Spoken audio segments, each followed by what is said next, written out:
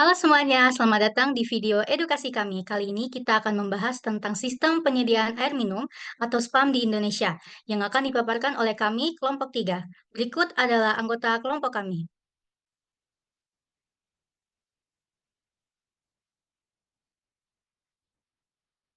Bisa di next lagi.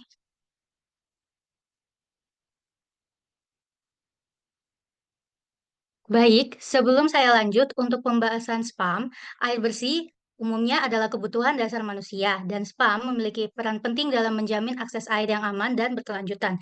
Spam adalah serangkaian proses yang dilakukan untuk menyediakan air minum kepada masyarakat. Sebelum itu, kalian harus tahu kalau spam itu terdiri dari 5 komponen menjadi satu kesatuan dalam proses pengujian air. Berikut adalah gambarnya.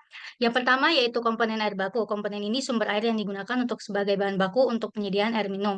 Sumber air baku ini dapat berupa air permukaan yang berupa sungai, danau, waduk, atau air tanah yang berupa sumber bor, sumber dangkal. Ada juga air hujan maupun air laut yang memenuhi kriteria tertentu untuk diolah menjadi air minum. Kemudian yang kedua, komponen transmisi air baku. Transmisi ini berfungsi untuk menyalurkan air baku dari sumber ke unit produksi atau instalasi pengolahan air. Penyaluran ini biasanya menggunakan pipa transmisi atau saluran terbuka. Kemudian yang ketiga yaitu komponen unit produksi, di mana tempat pengolahan air baku menjadi air minum yang memenuhi standar kualitas kesehatan kesehatan. Proses pengolahan meliputi beberapa tahapan seperti koagulasi, sedimentasi, filtrasi, dan disinfeksi. Unit ini bisa berupa instalasi pengolahan air atau IPA. Kemudian, komponen unit distribusi berfungsi menyalurkan air hasil olahan yang tadi dari produksi ke pelanggan atau titik pelayanan. Komponen utama ini meliputi jaringan pipa distribusi, tangki penyimpanan, pompa, dan perlengkapan lainnya untuk menjaga tekanan dan kualitas air selama distribusi. Kemudian yang terakhir yaitu komponen unit pelayanan, di mana titik terakhir dari sistem spam yang langsung bersentuhan dengan konsumen. Contohnya sambungan rumah tangga, hidran umum, terminal air, atau fasilitas pengambilan air lainnya yang dapat diakses langsung oleh masyarakat. Lalu kita lanjut ke latar belakangnya. Sistem penyediaan air minum atau SPAM di Indonesia itu diatur oleh sejumlah undang-undang dan peraturan pemerintah yang saling terkait. Semua ini bertujuan untuk memastikan pengelolaan sumber daya air yang adil, efisien, dan berkelanjutan. Yang pertama itu ada Undang-Undang Nomor 11 Tahun 1974 tentang pengairan. UU ini menjadi dasar hukum pengelolaan sumber daya air, termasuk pengusahaan dan pemanfaatan air untuk kebutuhan masyarakat. Dalam pasal 10 dan 11, diatur bahwa pemerintah pusat dan daerah bertanggung jawab atas pengelolaan, pengusahaan, pengawasan, serta pemberian izin pemanfaatan air dan sumber-sumber air untuk kesejahteraan masyarakat. Lalu yang kedua ada Peraturan Pemerintah Nomor 122 Tahun 2015 tentang Sistem Penyediaan Air Minum. Peraturan pemerintah ini secara khusus mengatur penyelenggaraan SPAM, mulai dari pengembangan, pengelolaan, hingga tanggung jawab pemerintah pusat dan daerah. Penyelenggaraan SPAM bertujuan menjamin hak rakyat atas air minum, akses pelayanan, serta pemenuhan kebutuhan pokok sehari-hari. Pemerintah pusat, provinsi, dan kabupaten atau kota memiliki kewenangan masing-masing dalam perencanaan, pelaksanaan, pembinaan, dan pengawasan SPAM. Lalu yang ketiga ada Peraturan Menteri PUPR Nomor 27 PRT M 2016 tentang penyelenggaraan SPAM. Peraturan Menteri ini merupakan aturan teknis dalam pelaksanaan dari PP 122 tahun 2015 mengatur lebih rinci tentang perizinan, standar pelayanan, pembinaan, pengawasan, serta peran kelompok masyarakat dalam penyelenggaraan SPAM. Lalu akan dilanjutkan oleh teman saya, Alan. Oke, selanjutnya saya akan menjelaskan tentang keterkaitan SPAM atau Sistem Penyediaan Air Minum dengan tujuan pembangunan keberlanjutan, yaitu SDGs, khususnya pada tujuan 6, di mana tujuannya adalah untuk menjamin ketersediaan serta pengelolaan air bersih dan sanitasi yang berkelanjutan untuk semua orang. Target pada tujuan 6.1 menekankan bahwa pada tahun 2030 semua orang harus memiliki akses universal dan merata terhadap air minum yang aman dan terjangkau. Indikator yang digunakan adalah persentase rumah tangga dan proporsi penduduk yang menggunakan layanan air minum yang dikelola dengan aman. Terkait hal itu, kita mengenal konsep tangga layanan air minum yang menggambarkan tingkat akses masyarakat. mulai dari yang tidak punya akses sama sekali sampai ke akses aman. Spam ini berperan penting dalam mendorong peningkatan akses air, yaitu air minum. Terus selanjutnya bisa di next. Nah, di sini dalam perencanaan spam, kita mengacu pada rencana induk spam atau RISPAM, yaitu eh, dari RISPAM sendiri itu adalah perencanaan pengembangan layanan air minum, baik jaringan perpipaan maupun non-perpipaan, berdasarkan proyeksi kebutuhan air di masa depan. Spam itu dibedakan menjadi 3 jenis, yaitu untuk wilayah dalam satu kabupaten atau kota disusun oleh bupati atau wali kota. Dan untuk wilayah lintas, kabupaten atau kota disusun oleh gubernur. Dan yang terakhir, untuk lintas provinsi disusun oleh menteri. Di Spam ini disusun untuk jangka waktu sekitar 15 hingga 20 tahun dan harus ditinjau kembali setiap 5 tahun sekali. Dalam proses penyusunannya, wajib dilakukan konsultasi publik yang memastikan rencana ini sesuai dengan kebutuhan masyarakat. Terakhir, dalam menyusun Dispam, ada beberapa hal penting yang harus diperhatikan, yaitu bisa di next. Yang pertama ada rencana pengelolaan sumber daya air. Terus yang kedua ada rencana tata ruang wilayah. Yang ketiga, kebijakan dan strategi penyelenggaraan spam. Yang keempat yaitu kondisi lingkungan, sosial, ekonomi, dan budaya masyarakat di daerah tersebut, serta kondisi kota dan rencana pengembangan ke depan. Semua pertimbangan ini penting agar penyediaan air minum tidak hanya mencukupi kebutuhan, tapi juga mendukung pembangunan keberlanjutan. Lalu ada pasal 56 ayat 1 yaitu kerjasama dengan badan usaha swasta.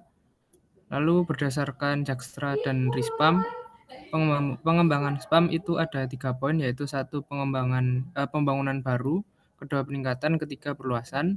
Lalu ada pengelolaan spam yaitu operasi dan pemeliharaan, 2 perbaikan, ketiga pengembangan sumber daya manusia, dan yang terakhir pengembangan kelembagaan.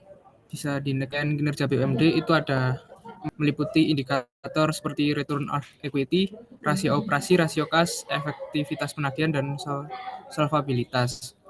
Lalu yang kedua ada aspek pelayanan sebesar 25%, yaitu meliputi cakupan pelayanan teknis, pertumbuhan pelanggan, tingkat penyelesaian pengaduan, uji kualitas air, dan konsumsi air domestik.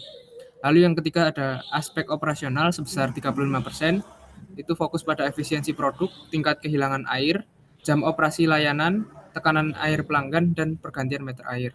Dan yang terakhir ada aspek sumber daya manusia sebesar 15%, meliputi rasio pegawai, rasio pelatihan pegawai, dan beban biaya pelatihan. Nah, manfaat penilaian kinerja BUMD ini dari hasil penilaian kinerja digunakan sebagai dasar penyusunan kebijakan, strategi, program, dan kegiatan untuk meningkatkan akses dan kualitas layanan air minum. Targetnya adalah mencapai 100% BUMD air minum berkinerja sehat pada tahun 2025, mendukung pencapaian air minum layak dan aman sesuai dengan SDGs. Lalu dapat dilihat untuk 10 peringkat tertinggi nilai kinerja tahun 2023 di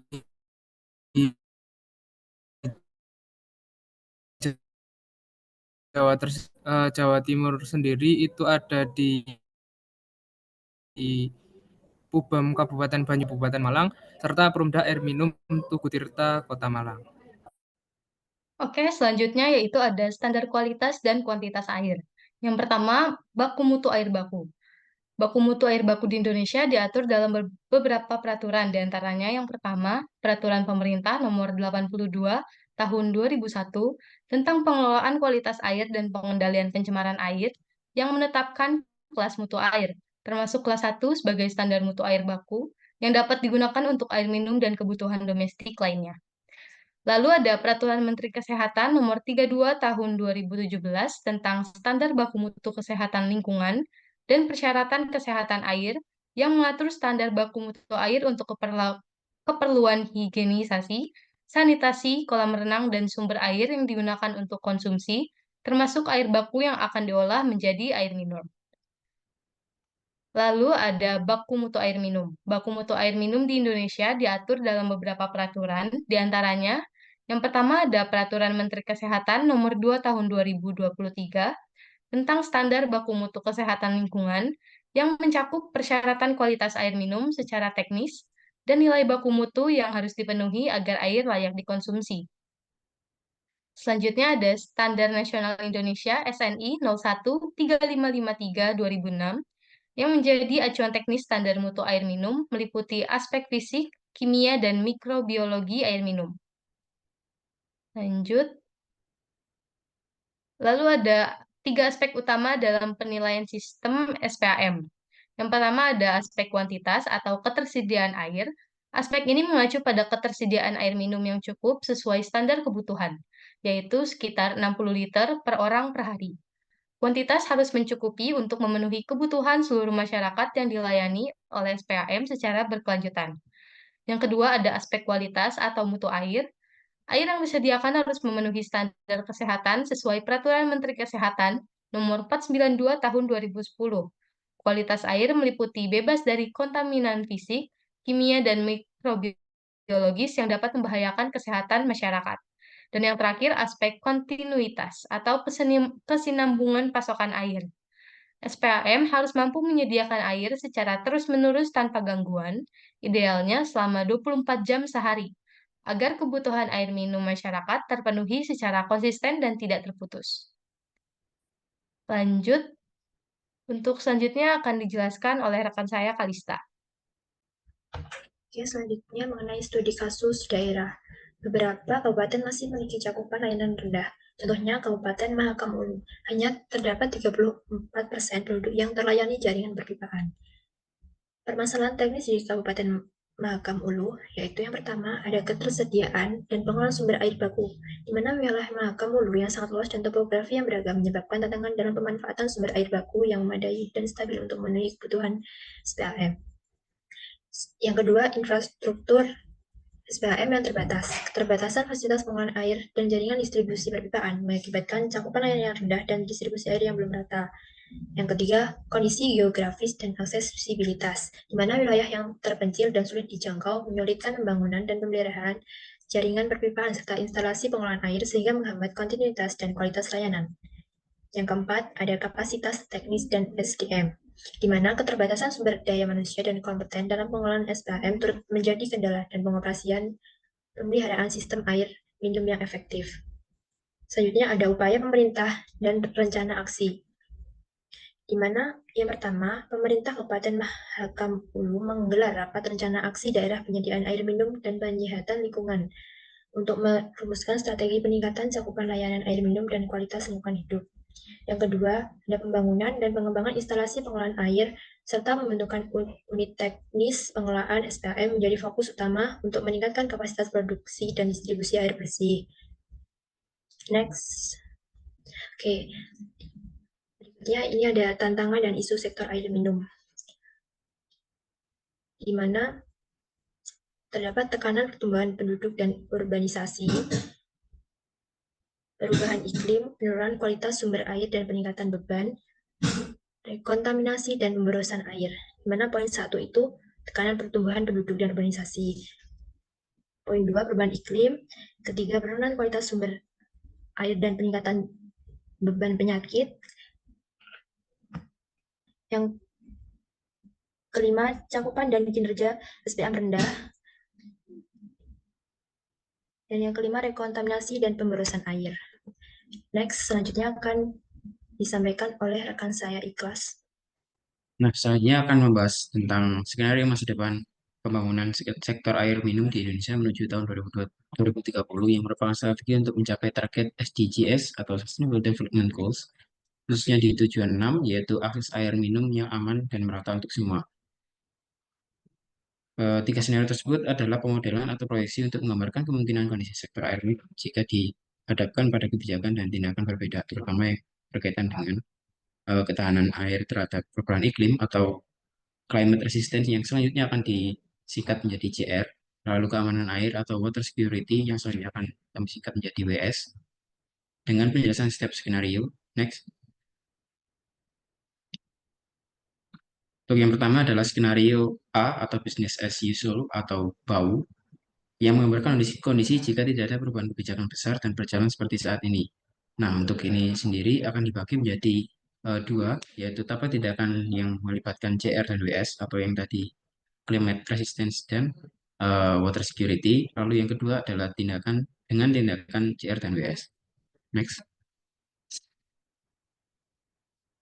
Untuk skenario B, yaitu moderat dengan tindakan CR dan WS, melibatkan perbaikan sistem yang sedang sehingga signifikan dengan intervensi ketahanan iklim dan keamanan air, misalnya investasi moderat dalam infrastruktur air dan pelatihan pengelola air lokal. Next.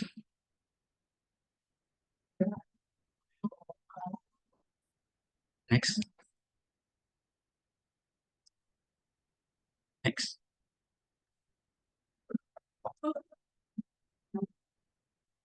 Belum ini. Skenario C, yaitu ambisius dengan tindakan CR dan WS, menggambarkan skenario terbaik dan paling ideal dari semua skenario sebelumnya, yaitu melibatkan informasi besar-besaran, investasi besar, dan kebijakan yang progresif untuk menjaga seluruh wilayah, bahkan di daerah terpencil. Nah, untuk menggambarkan bagaimana impact dari beberapa skenario tadi, itu bisa dilihat dari grafik yang bisa menjadi hipotesis kami, dan kami juga dibantu oleh seperti biasa, yaitu artificial intelligence untuk membuat ini, dan bisa didapatkan kesimpulan bahwa grafik perbandingan proyeksi akses air minum yang aman pada tahun 2030 berdasarkan 4 skenario pembangunan SPAM, tidak jelas bahwa skenario C, ambisius plus CR dan WS, memberikan pencapaian tertinggi, yaitu 90%, jauh lebih baik dibandingkan dengan skenario tanpa tindakan atau K1. Ini mempertegas bahwa pentingnya intervensi aktif dan kebijakan orientasi masa depan. Oke, next. Jadi untuk kesimpulannya, sistem penyediaan air minum atau SPA merupakan bagian vital dari pembangunan berkelanjutan di Indonesia, sejalan dengan tujuan pembangunan berkelanjutan SDGs, terutama target 6.1. Meskipun telah terdapat kerangka hukum dan kebijakan seperti PP nomor 122 tahun 2015 dan Permen PUPR nomor 27 tahun 2016, tantangan seperti keterbatasan infrastruktur, kondisi geografis, dan kapasitas SDM masih menjadi hambatan utama.